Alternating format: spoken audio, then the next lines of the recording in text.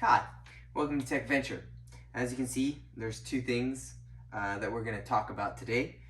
It's the Raycons, first of all. I have had longer than 2 weeks this time. I just wanted to get exactly what I thought of it. And two, my face obviously changed a little bit. Yeah, that's gone. But anyways, continuing on with the video. So, like every other video, I'm going to talk about the good things and I'm going to talk about the bad things. First, I want to start with the good things because I don't want to push them too much, as you know, we don't like to hate on this channel. But a couple good things I thought of them is the first one is like when you put the volume all the way up, it is louder than both the AirPods and the AirPods Pro.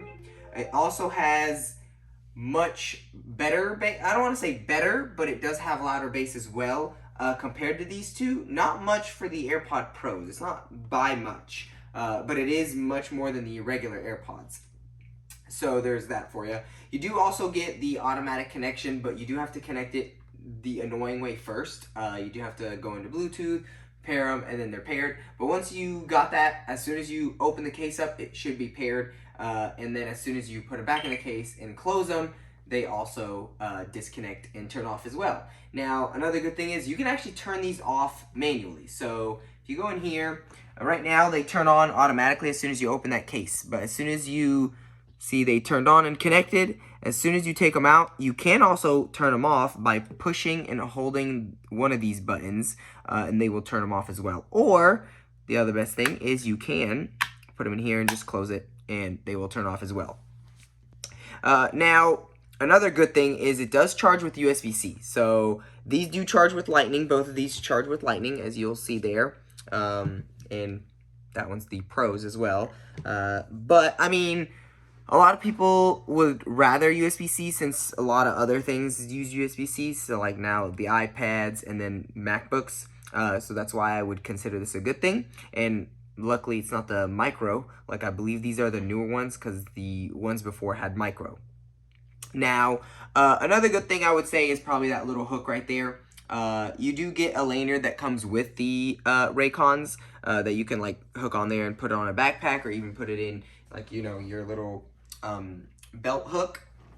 I mean, I never used it because I just fit it in my pocket. But, yeah, those are all the good things I have noticed with them. Now, I'm going to start talking about the bad things, and the only reason there are a couple more than usual is because what they say on their website is it's better than the competition, which I'm guessing the competition, they're talking about these. So the first thing is obviously audio quality.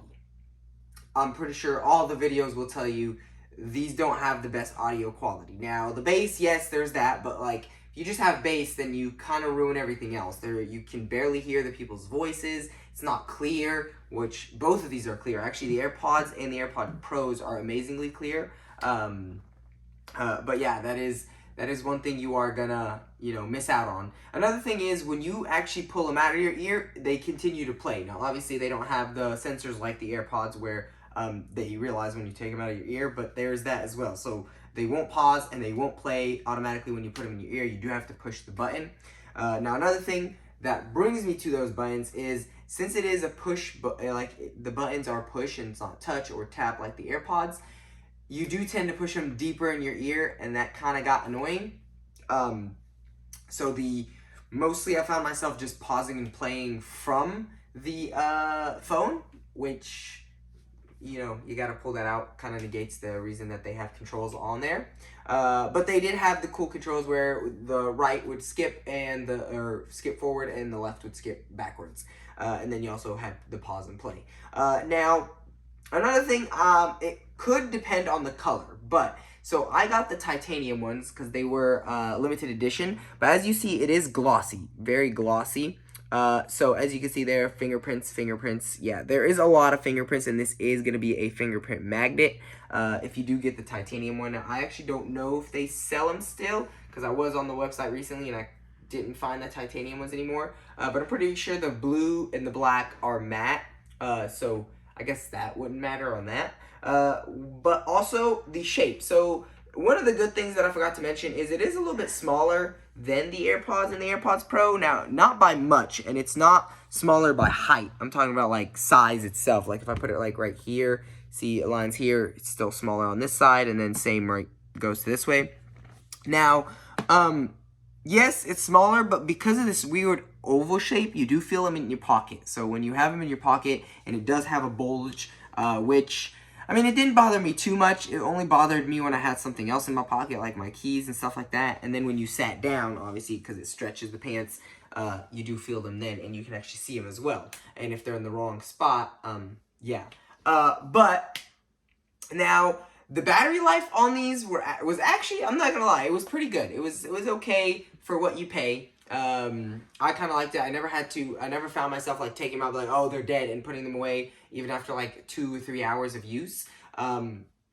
So that is, I guess, also a good thing. And then charging was okay as well. So obviously USB-C, you just plugged it in, and either overnight or whenever you weren't using them, and by the time you came back, they were fully charged. Now, one thing I didn't like though is the LEDs are very dim. So I don't know if you could see that.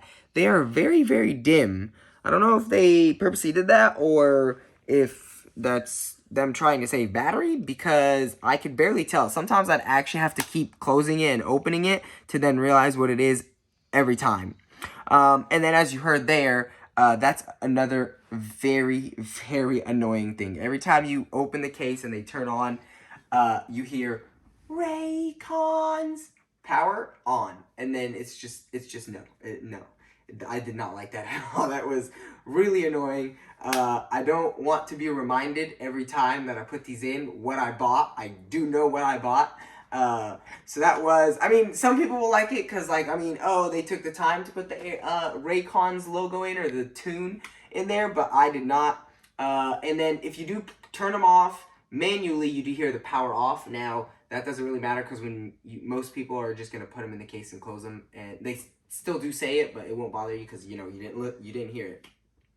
But yeah, those are the good and bad features of them. Now, I do want to say something that I mean, I wouldn't say, I don't know if it was something with the headphones, maybe it was, but I was using them at one point and I dropped them while putting them in the case. And the next time and they hit like a table leg. And the next time I opened them up to pair them or to connect them to the last phone, like as soon as I opened them, they went into pairing mode. I don't know if that was just like knock the Bluetooth out of them, or I don't know what happened there, but I mean, it didn't pair. I did have to forget it from the phone and then repair it.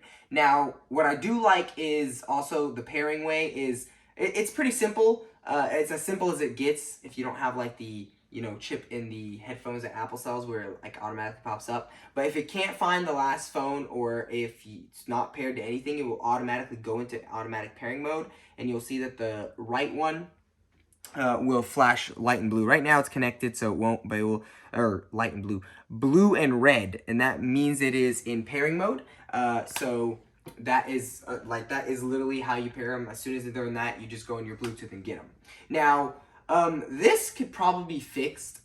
This was something that bothered me more than the sound was, so I'm guessing the right ear was the master bud, and then the left ear would just follow what the master one did, because when you were skipping songs or when you were typing, mostly you heard it in the typing, you would hear the sound through the right one first, and then you would hear it like go like that. So like it would go from the right and then left, and it was really quick, so you had to be looking for it. But I obviously noticed it, so there are times like the one that I actually kind of noticed most is when I skipped a song out of nowhere. It was in the middle of the song, and yeah, I heard the song stop in here, and then it was still going a little bit in this ear, and then it turned off and then went to the next song. Which, I mean, to be honest with you, you do get what you pay for. They're usually $80. These are the everyday ones, or the N25s.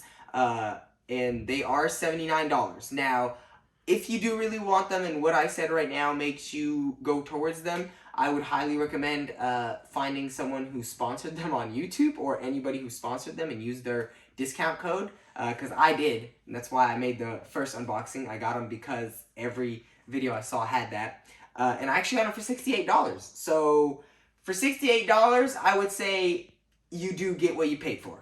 and there are sacrifices you have to do, and there are some good things. So I mean, at this point, like I said, the verdict is literally you do get what you paid for. And with that, thank you guys for watching, and you have a great day or night whenever you are watching this.